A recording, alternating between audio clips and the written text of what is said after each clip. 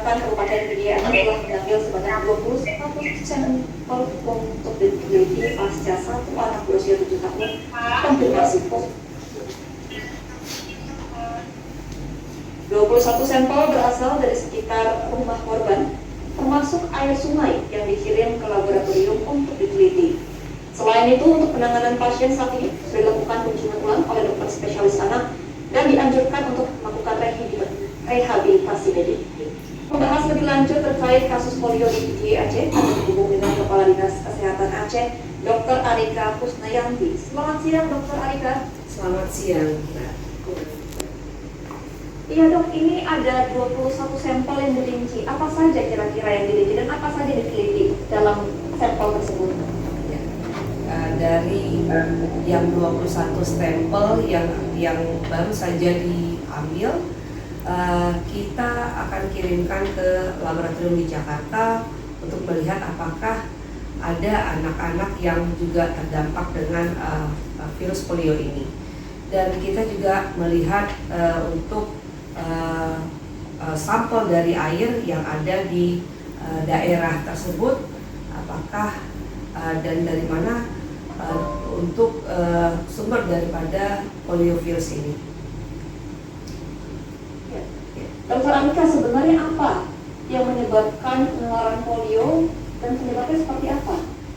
Ya, untuk penularan poliovirus ini melalui fekal oral, di mana virus dari polio ini masuk ke dalam mulut, kemudian berkembang biak di dalam usus dan mengeluarkan melalui feses, dan feses ini yang akan menyebarkan penularan ke yang lain. Misalnya pada air yang digunakan oleh masyarakat di daerah tersebut untuk buang air besar, kemudian untuk mandi, dan ada sumber air yang mungkin dekat dari situ untuk digunakan masak dan juga minum.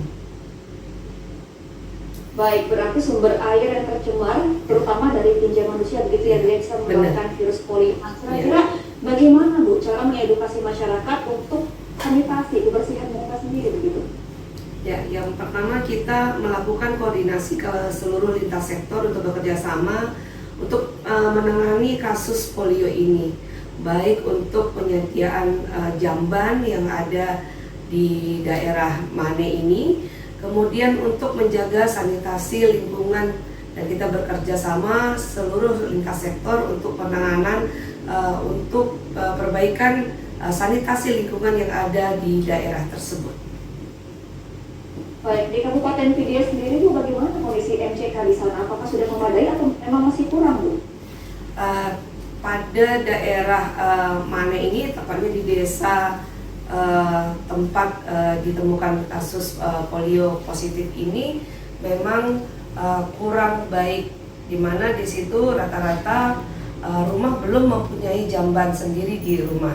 Jadi masih buang air besar di satu jamban yang agak jauh dari daerah tersebut, dan untuk kondisi daripada jambannya itu berbatasan dekat sekali dengan sumber air, di mana ada sungai yang kurang mengalir di daerah tersebut. Oke, baik. Nah, Dokter Arika, penanggulangan KLB yang sesuai dengan petunjuk dari tim komite ahli seperti apa? Ya, kita sudah melakukan yang pertama pada 10 November kita sudah melakukan notifikasi oleh kementerian dengan WHO, kemudian kita melakukan koordinasi awal dengan seluruh stakeholder di kecamatan dan juga tokoh masyarakat.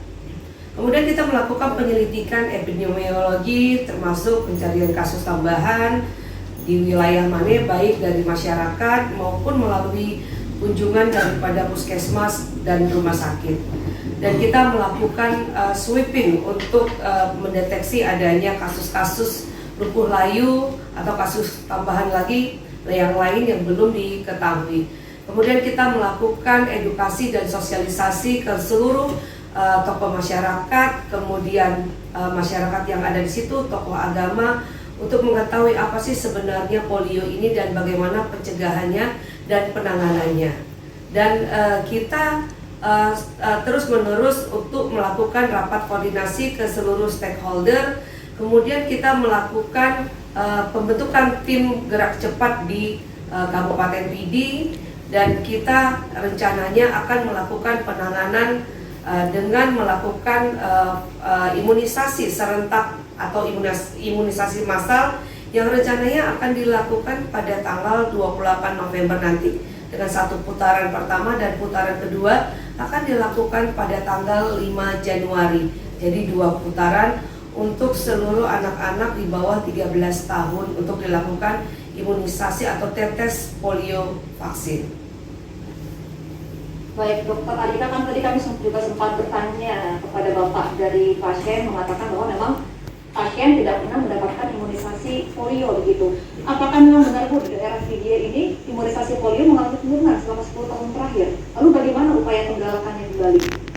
Ya, untuk imunisasi daripada polio vaksin pada 2011 sampai 2016 itu masih lumayan baik ya capaiannya. Namun pada 2016 untuk peralihan adanya IPV atau injeksi polio vaksin dengan imunisasi suntikan polio vaksin bukan tetes, dan kita sudah agak menurun rasanya.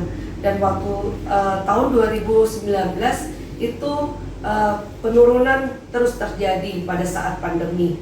Kemudian untuk OPV sudah mulai mengalami perbaikan, namun di Kecamatan Mane ini memang capaian imunisasi untuk OPV dan IPV-nya sangat rendah sekali. Baik, Dokter Alika, kan dari tadi juga Bapak dan masih akan takut, Man?